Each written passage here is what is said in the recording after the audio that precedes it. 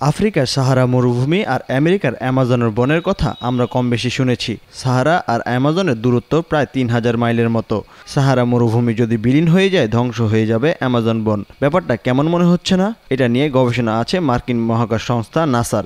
২০০৭ সাল থেকে ২০১৩ সাল পর্যন্ত অ্যাকোয়া নামের স্যাটেলাইট দিয়ে মনিটরিং করে গবেষণা পেপার প্রকাশ করেছে নাসা।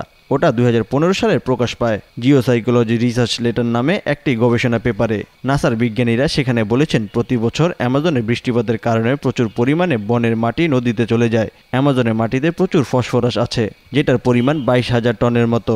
এর ফলে অ্যামাজনের মাটিতে চারাগাছ জন্মানো বা বড় গাছের জীবন ঝুঁকিপূর্ণ হয়ে পড়ে। প্রকৃতির কি খেয়াল! আফ্রিকার একটি দেশ চ্যাডের একটি লেক থেকে ফসিল ও সাহারার ধুলো মিলে মরুঝড় হয়। ওই ফসিল আর ধুলা মিশে ফসফরাস তৈরি হয়, যেটা সাহারা মরুভূমি থেকে আটলান্টিক মহাসাগর পাড়ি দিয়ে অ্যামাজন জঙ্গলে পৌঁছায়। সাহারার ধুলো অ্যামাজনের গাছগুলোর জীবন বাঁচায়।